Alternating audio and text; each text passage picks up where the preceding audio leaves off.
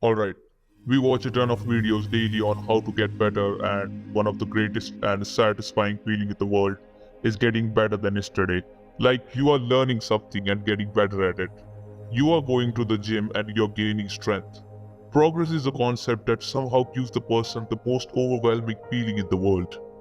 But if you have spent pretty much any time on the internet, you have probably noticed that there is a culture everywhere that sees self-improvement as its own standalone hobby, detached from any interest or goal, and it almost has the distinct impression of an antidote to unhappy lives.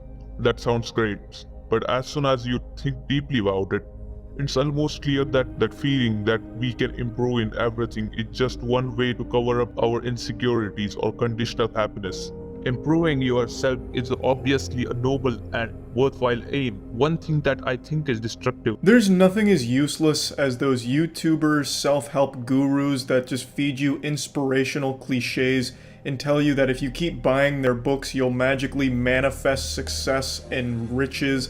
That self-improvement is the answer to everything.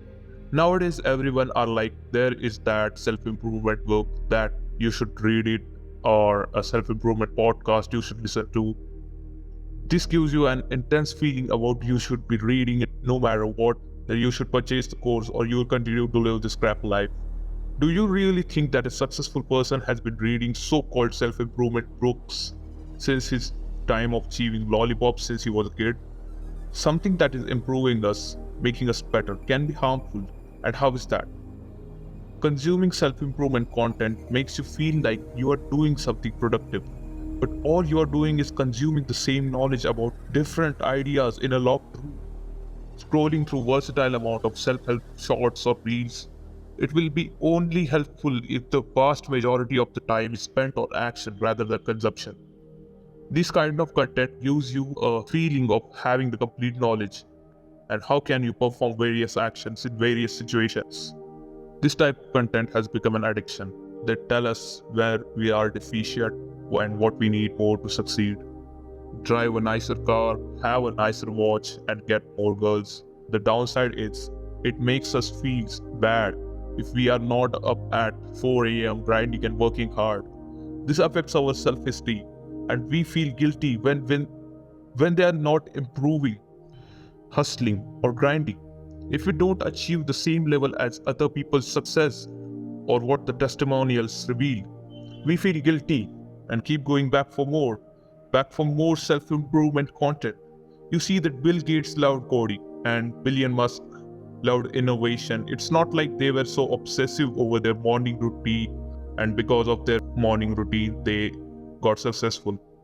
It's that obsession over the things they wanted to do and overcoming difficulties of the things they wanted to do.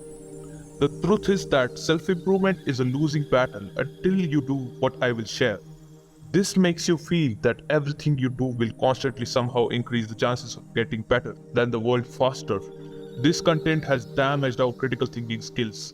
Many people fail to understand is that some concepts may not work for you. We are human. We are each different in our own unique ways. You should work on a particular thing for a particular duration of a time.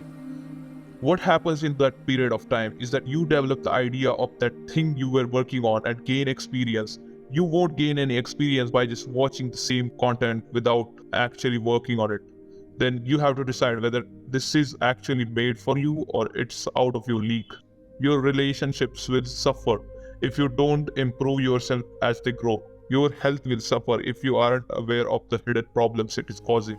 Escape the self-improvement trap. You gotta find some ways yourself. Self-improvement is good if you develop awareness and intrinsic drivers with the time. People are seduced by the outcome of self-improvement, but they are repelled by the process. The conversations you have with yourself can be destructive or beneficial. Alright, so this is the message I wanted to deliver. Don't try to fix 100 things at once. Improving slowly can be more effective than improving, like I told in the last video, like doing 100 tasks a day, 30 tasks a day. How doing less tasks a day can make you more productive. It's the same way.